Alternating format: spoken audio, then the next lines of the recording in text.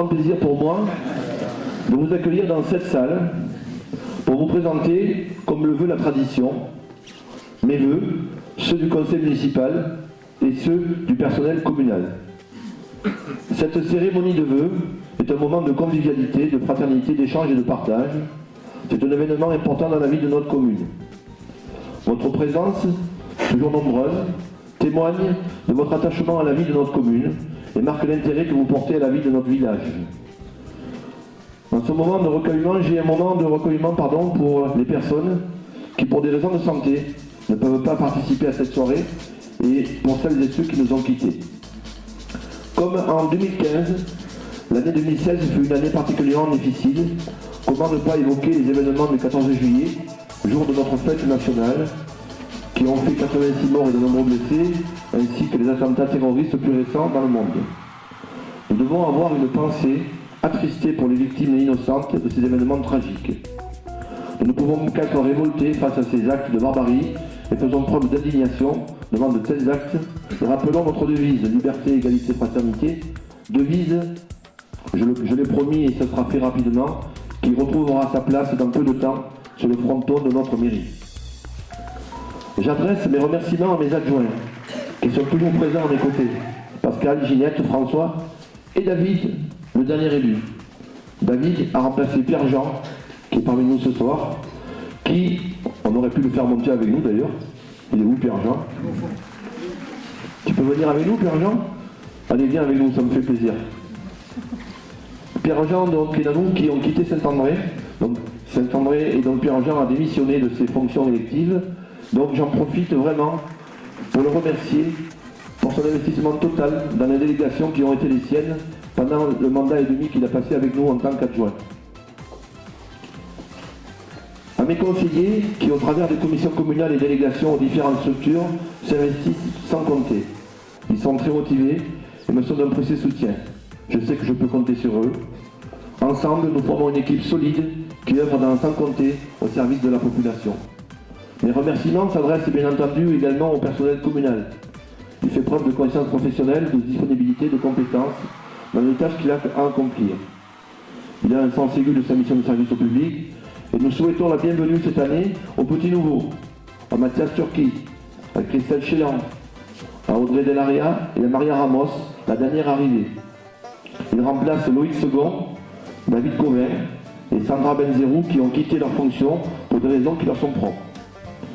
Les associations locales sont très nombreuses au village et très actives.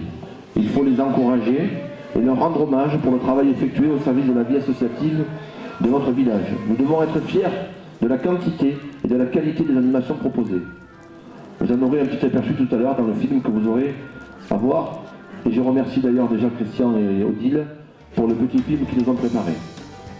Saint-André est un village dynamique, qui bouge et qui vit toute l'année. C'est aussi à vous que nous le devons. La commune sera toujours à vos côtés pour vous soutenir. Les administrations qui sont partenaires, la sous-préfecture, la direction départementale des territoires, la DIRMED, l'Office national des forêts, l'Office national de la chasse et de la faune sauvage, l'Office national de l'eau et des milieux aquatiques, la poste, la trésorerie, le centre des impôts, mais aussi la gendarmerie, les pompiers, tous sont aussi à remercier. Je n'oublie pas bien entendu les structures intercommunales, à savoir le PIA Verdon-Vairevard, le parc naturel régional, le syndicat à vocation unique de nettoyage des berges du Verdon et le syndicat d'énergie 04. Et particulièrement la communauté de communes du Moyen Verdon. Là, un petit peu de nostalgie pour moi, puisque je souhaite souligner l'importance, la diversité et la qualité du travail réalisé, ainsi que l'excellent état d'esprit qui a régné au sein de cette structure pendant 22 ans. Je remercie publiquement les vice-présidents, tous les élus, pour leur engagement ainsi que le personnel, et particulièrement le directeur Bernard Moline. La loi pour une nouvelle organisation de la République, dite la loi NOTRe, fixe de nouveaux seuils de population pour les communautés de communes, engendrant un redécoupage et un élargissement de leur périmètre. Le nouveau schéma départemental de coopération intercommunale a ainsi été arrêté le 3 octobre 2016 par M. le préfet des Alpes d'Haute-Provence. Notre demande de conserver la communauté de communes du Moyen Verdon en l'état n'a pas été validée par la CDCI et par M. le préfet. Les 5 communautés de communes du Moyen Verdon, du Haut-Verdon-Vadalos, du Terre de Lumière, du Pays d'Entrevours et du Théon ont fusionné au 1er janvier 2017 former une nouvelle entité que nous avons décidé d'appeler la communauté de communes Alpes-Provence-Verdon, source de lumière. Quel joli nom, n'est-ce pas? Son siège social a été fixé à Saint-André-les-Alpes, commune située au centre du territoire. Ce nouvel établissement public de coopération intercommunale regroupe 41 communes et compte 11 500 habitants. Sa superficie représente le quart de la population de notre département. Aujourd'hui, il s'agit d'avancer. Nous devons rapidement nous mettre au travail afin d'établir tous ensemble et sans esprit partisan une feuille de route qui doit nous permettre de construire les bases solides du projet de territoire. Les 60 délégués communautaires se sont réunis le 17 janvier dernier et ont élu les membres du bureau composé du président et de 15 vice-présidents. J'ai présenté ma candidature à la présidence et j'ai l'honneur d'avoir été élu. Je remercie une nouvelle fois les élus pour leur confiance qu'ils m'ont témoignée. Je vous assure que mon engagement sera total. Il faut faire aboutir les chantiers que nous devons construire ensemble pour le développement de ce territoire. Je ne doute pas que la bonne entente et l'esprit de coopération continueront à prévaloir.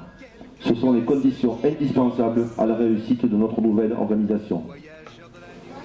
Cette cérémonie de vœux est l'occasion de retracer les réalisations de l'année écoulée et de vous présenter les projets à venir.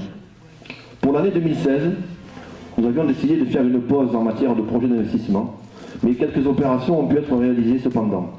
L'acquisition de mobilier pour l'école, l'achat de matériel pour les services techniques, le matériel informatique pour la mairie et le relais de services publics, ainsi que la refonte totale du site internet à la mairie. Je remercie la société Gmata d'ailleurs pour le travail qu'elle a effectué. Travaux dans les bâtiments communaux, mise en place d'une clôture et de panneaux d'affichage extérieur à la mairie côté jardin. Aménagement du site de Chalvet dans le cadre de la Coupe du Monde, au profilage de la voirie, dépressage et mise en place d'une nouvelle signalétique. Ces travaux ont été financés à 80% par l'État, la région, PACA et le département, ainsi que la Fédération française de vol libre.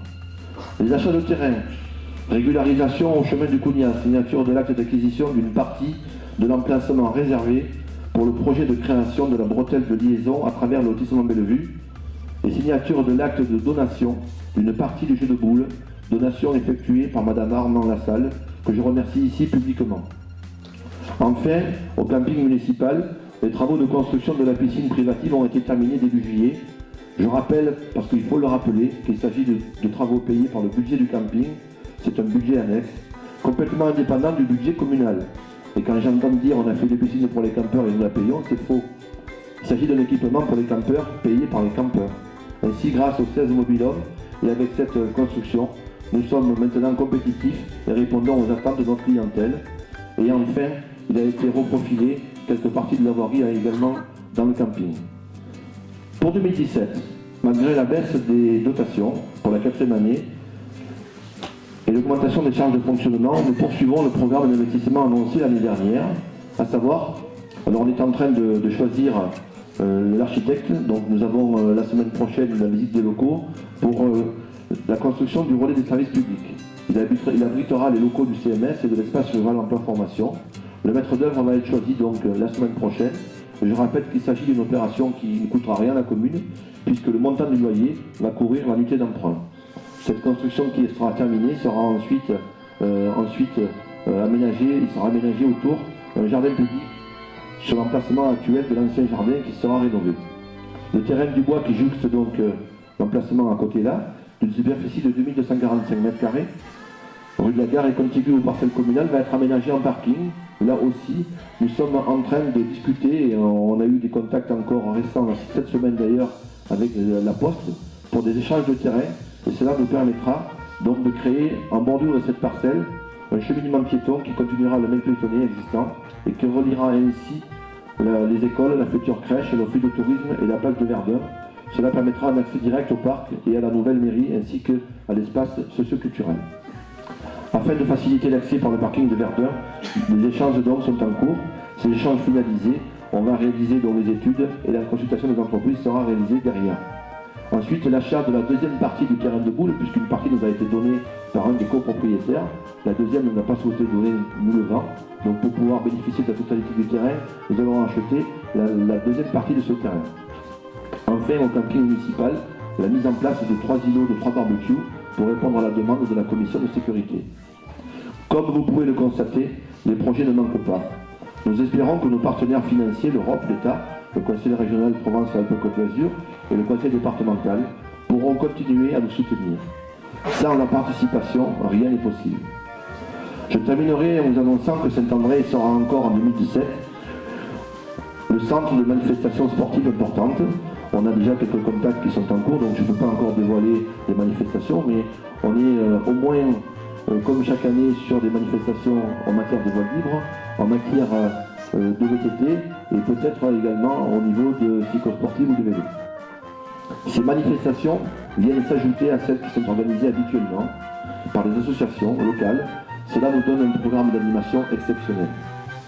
Pour finir, je vous souhaite à mon nom, au nom du conseil municipal et du personnel communal, une bonne année 2017, une bonne santé, une année pleine de bonheur, de réussite et surtout de paix. Je vous invite maintenant à tourner la tête et à regarder la projection qui a été préparée par Christian Reboul et Odile Boetti, qui sont coprésidents de l'association Verdon Info. Je tiens à les remercier chaleureusement pour cette réalisation, mais aussi pour la qualité de leur travail et le temps qu'ils passent tout au long de l'année au service de l'information des habitants de ce territoire. Et je vous invite bien entendu à vous connecter plus souvent sur le site verdoninfo.net.